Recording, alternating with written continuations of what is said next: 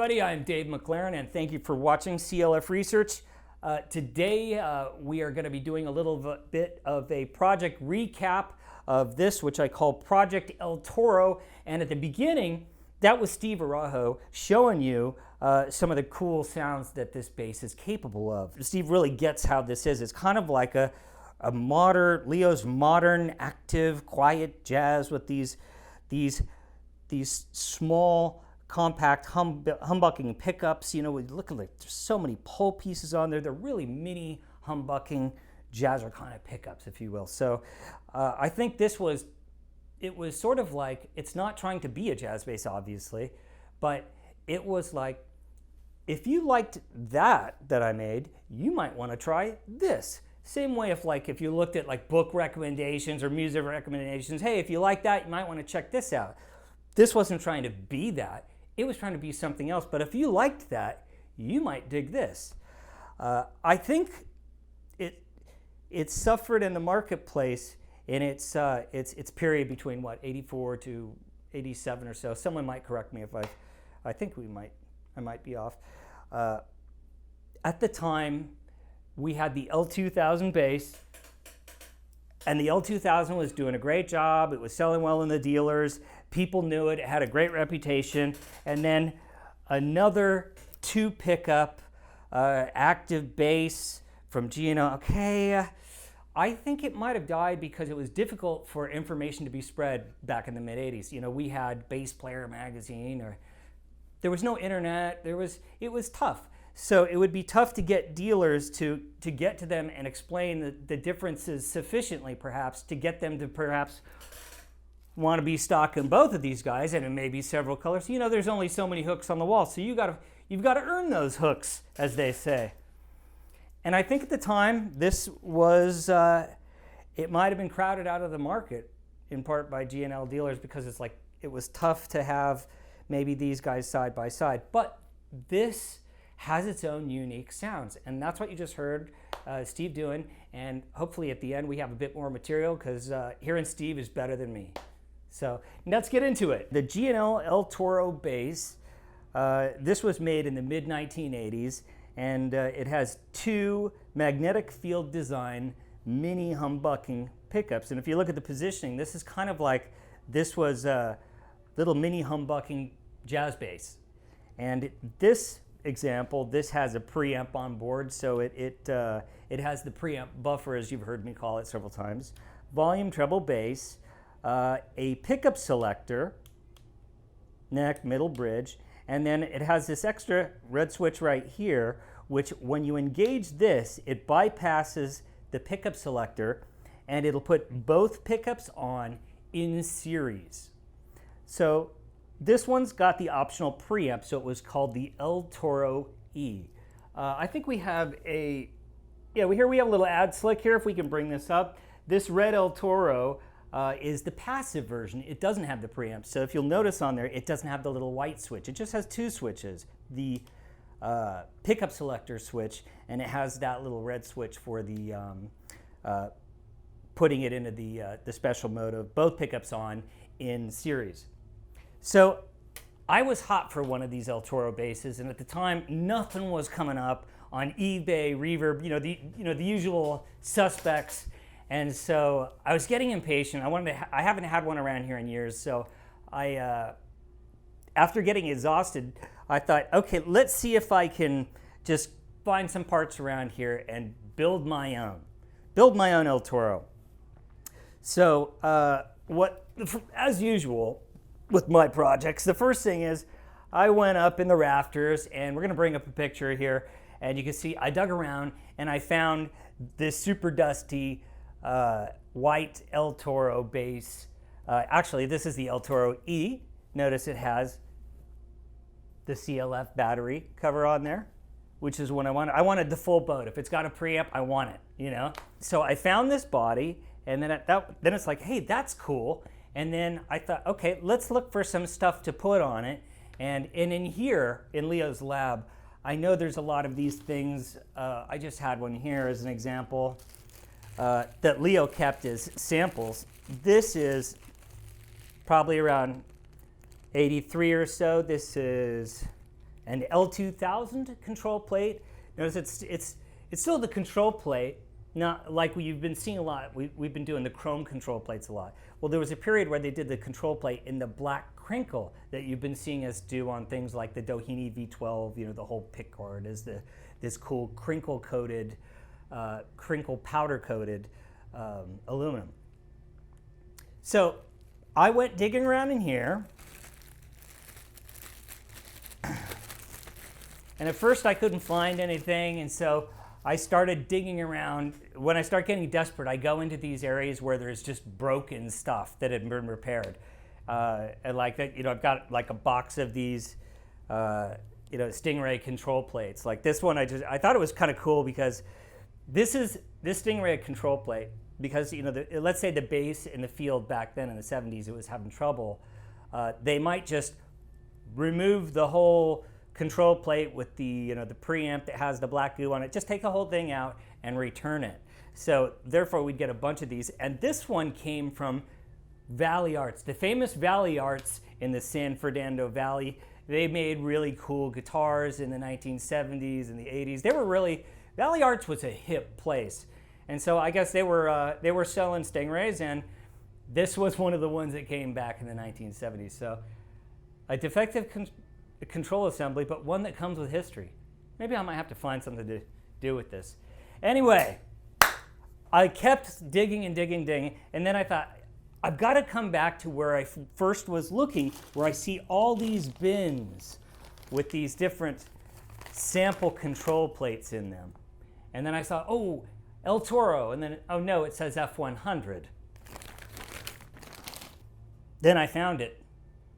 A beautiful sample control plate. Here it is. This is Leo Fender's sample one. So look at it. It's just been in a time machine in a plastic bag since what, 1984 or so. That's just the raddest thing. So I have this body that I found upstairs. I have the El Toro E control plate assembly and preamp, everything ready to go there. And then I have a bridge plate down here. I found a nice black crinkle one, and I just swapped on some nice modern brass saddles. Boom, that's taken care of. So at this point, I've got my control plate assembly ready to go. I've got my bridge. Now pickups. This I knew was, well, I was hoping it was going to be easy, and I was just going to find some pickup fibers around some old ones and use them to construct these very narrow bobbins for the humbucking pickups in the El Toro. Because we don't currently make these pickups, so it's, what am I going to do? I've got to try to, and I didn't have complete pickups here that I could use, so, or at least that I could find, so I thought I'm going to have to make these things. So what we did is I tried to use some old pieces of fiber. Like here's a piece of pickup fiber that's been stamped out for a single coil pickup. It's just made of this kind of resin impregnated fiber. Now, I had some of these, but they were very old and they were starting to bend and buckle. And Johnny looked at it, my brother, John looked at it and he thought, those things are a mess, that's never gonna work. So at that point I'm thinking, oh, well, there goes my project. And then Johnny comes back and he'd had it CAD'd up, computer-aided design, up on a computer screen. We've got these drawings for the pickup fibers. So he and his little skunk works down there basically recreated the file, an electronic file now, for these pickup fibers. And Johnny then just basically recreated the pickups. Boy, and I was like amazed because what I did have, as we'll see in the picture, I did have the plastic covers. We did have pole pieces that are the same, but we didn't have those fibers to be able to assemble a pickup coil. So John got through that, and I was really amazed how quickly he came up with these El Toro pickups. And this, like, oh geez, we got to make a neck for this because now I've got everything, but I got no neck. The first thing I did is because, I was so excited, I needed to play with it immediately.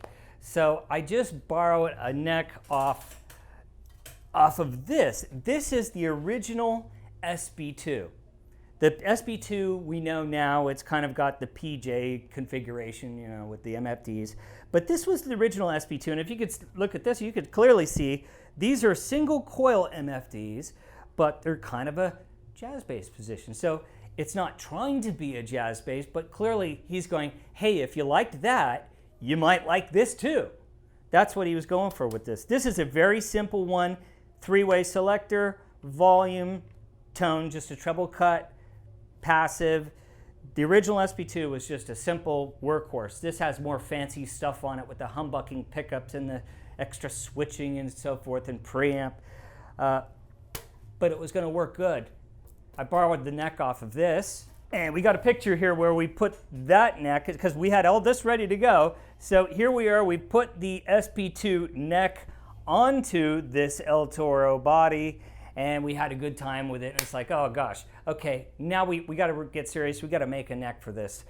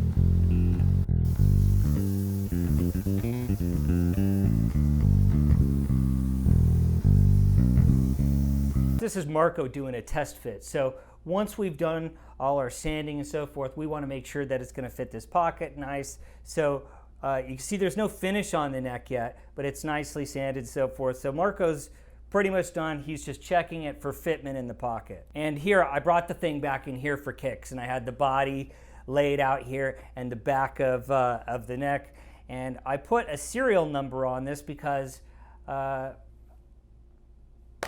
didn't have a neck plate at the time. I didn't know what I was doing. I just said, put a serial number on it. So I put a current serial number, which then you see a CLF 18. So this was 2 years ago, this project. So this has taken a while to come to do a recap, but I hope it's worth it. And we have a couple photographs of this in the paint shop. You can see it's taped up.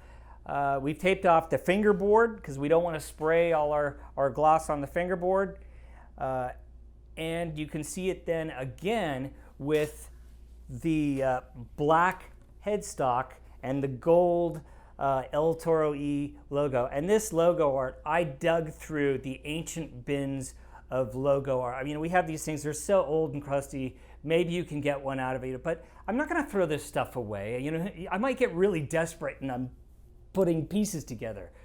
But I found two of them that looked like they were gonna work okay, and one was better than the other one, so it was up to Malcolm to get, you got one shot at this. If this old thing falls apart, well, I don't know what I'm gonna do. But Malcolm did a great job. The thing was falling apart as he was doing it, but he got it all straightened out, and I'm really impressed. As you can see this picture, Malcolm nailed it. And here this decal is what, like from 1984, and all those, you know, it's what, 24 years later, and Malcolm got it to stay down, and here it is a couple years later, and it's still on there. Now, after the paint shop, you can see I've got this neck, and you can see there's a body here. We got a picture of a body, and you can see that's looks like it's Memo's fingers in there. And you can look at the back of the neck heel, and you see we haven't drilled this yet.